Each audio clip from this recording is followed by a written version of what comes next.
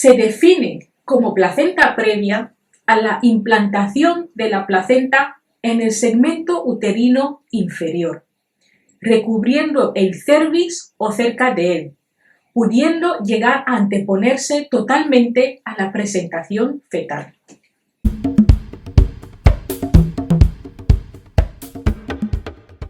Hola a todos, hoy hablaremos sobre la placenta previa. La placenta previa supone el 20% de las causas de hemorragia del tercer trimestre. Su incidencia oscila entre 1 sobre 125 y 1 sobre 300 nacimientos. Su principal causa de riesgo es el antecedente de cesárea previa y puede ser una emergencia obstétrica que pone en riesgo la vida de la madre y el feto debido a la hemorragia. Este vídeo está dirigido a profesionales de la salud. Si no lo eres, puedes consultar el vídeo correspondiente con un contenido más adecuado y comprensible en el área mujer. Os dejamos un enlace en la descripción. Se define como placenta previa a la implantación de la placenta en el segmento uterino inferior, recubriendo el cervix o cerca de él, pudiendo llegar a anteponerse totalmente a la presentación fetal. Se puede clasificar durante el embarazo en placenta de inserción baja, cuando el borde placentario se encuentra a menos de 2 centímetros del orificio cervical interno. Placenta marginal, cuando la placenta llega justo al borde del orificio cervical interno, pero no lo sobrepasa.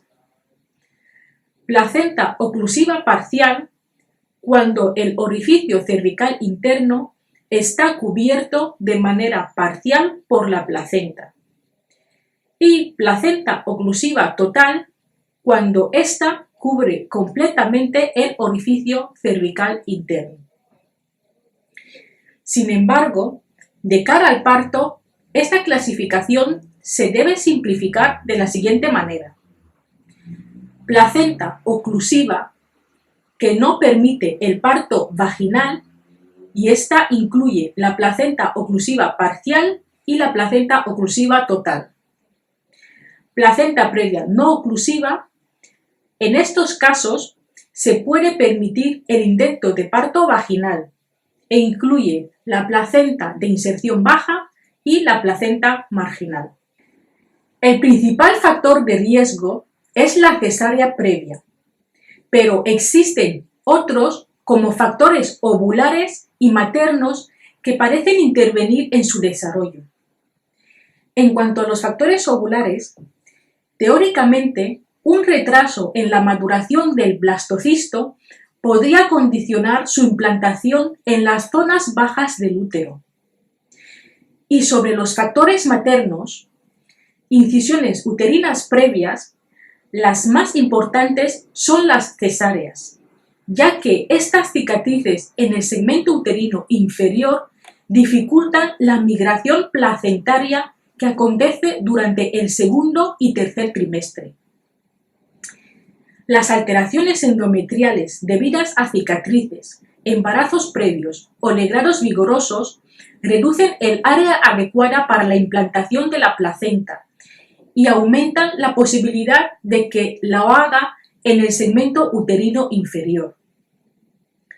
El riesgo de placenta previa es 5 veces más elevado en mujeres mayores de 35 años que en mujeres menores de 20 años. La multiparidad, el tabaquismo y la incidencia de placenta previa es mayor en mujeres de raza negra y asiáticas que en mujeres de raza blanca. Su manifestación clínica más frecuente es la hemorragia vaginal indolora, brusca, de sangre roja, variable en cantidad en el segundo o tercer trimestre de la gestación. La ausencia de contracciones uterinas es el dato más importante para establecer el diagnóstico diferencial con el abrupto placentae o desprendimiento de placenta. Aunque el episodio hemorrágico puede ocurrir desde las semanas 20 de gestación, la edad gestacional media cuando se diagnostica es la semana 32. Un tercio de las pacientes se presenta antes de la semana 30 y un tercio adicional después de la semana 36. Entre el 2 y el 10% no sangran hasta el comienzo del trabajo de parto, y cuanto más precoz sea el primer episodio hemorrágico, peor sea la evolución del embarazo. En cuanto al diagnóstico, a la exploración se debe evitar el tacto vaginal, dado que puede movilizar cotiledones y coágulos formados e incrementar la hemorragia. Por tanto, es preferible valorar el canal del parto mediante especuloscopia. La ecografía, por su inocuidad y seguridad, es la exploración complementaria de elección para el diagnóstico de la placenta previa. En la ecografía de control del segundo y tercer trimestre se hace una valoración de la placenta y su localización. La relación de la placenta con el orificio cervical interno es a veces difícil de establecer por ecografía transabdominal, sobre todo en placentas posteriores. Por tanto, si existe sospecha de placenta previa, se debe realizar una ecografía transvaginal para confirmar el diagnóstico, ya que ofrece una imagen más precisa del cuello del útero, especialmente en los casos de placenta posterior, y ofrece mayor resolución del borde inferior de la placenta. Esta ecografía se realiza de la siguiente manera. Con la vejiga vacía, se ha de valorar todo el segmento inferior, anterior, posterior y lateral en un corte transversal, rechazando, si es necesario, la presentación fetal. Aplicación de Doppler color para descartar hematoma marginal o vasa previa, localizar la inserción del cordón y, finalmente, valorar signos de acretismo, especialmente en placenta previa con antecedente de cesárea previa. En el manejo de la placenta previa, una vez diagnosticada, se recomienda programar un control ecográfico en torno a las 32 semanas para confirmar dicho diagnóstico. Es muy importante recomendar a estas pacientes reposo relativo, evitar relaciones sexuales e informar de la posible aparición de sangrado. El manejo dependerá de la clínica de la paciente. En placenta previa asintomática, se realizará control ecográfico a las 36 semanas para confirmar el diagnóstico y decidir la vía del parto.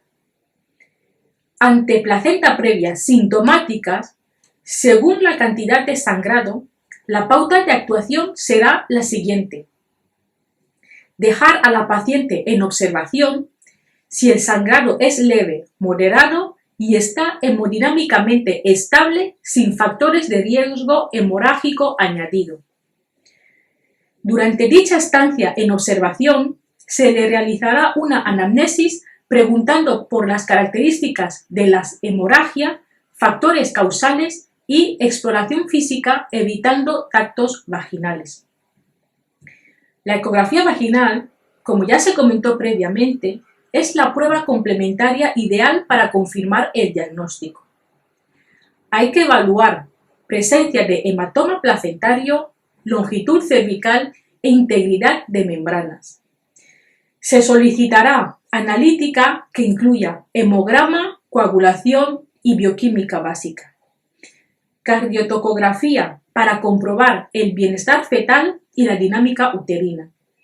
Y finalmente, se decidirá el alta si se constata disminución o cese del sangrado y se descartan complicaciones ecográficas, siempre entregando una cita para control en consulta en 1 o 2 semanas. En cambio, se decidirá ingreso hospitalario ante un sangrado grave.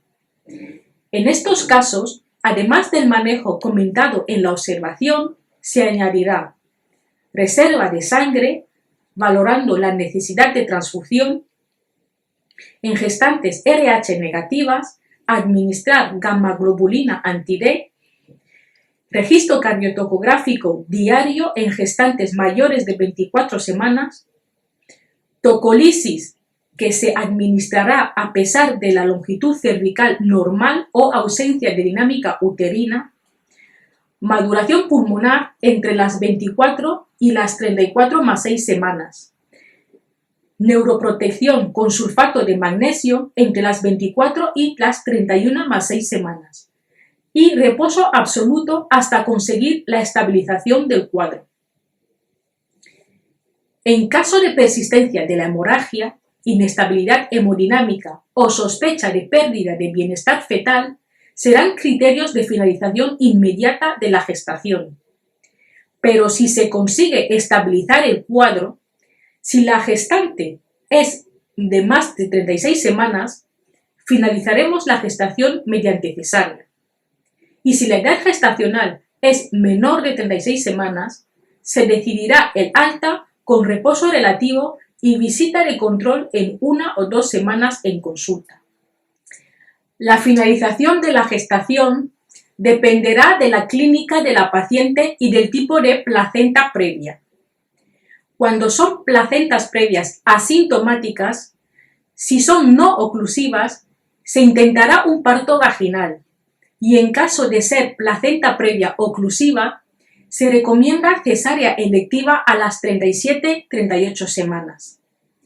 Y en placenta previa sintomáticas, es decir, paciente que han presentado al menos un episodio de sangrado, se realizará cesárea electiva a las 36-37 semanas, individualizando cada caso. En placenta previa no oclusiva, puede plantearse el parto vaginal vigilando de forma estrecha el sangrado, con una tasa de éxito descrita del 69%, explicando a la paciente la posibilidad de cesárea en curso de parto por hemorragia intraparto. No olvides visitar nuestra página web, aulaginecología.com. Recuerda que todo el contenido es absolutamente gratuito. Vídeos, PDFs para seguir las clases, podcast, preguntas test. Además, con la suscripción, que también es gratuita, te enviaremos quincenalmente todas las novedades que hayamos publicado. Nos vemos pronto en aulaginecología.com.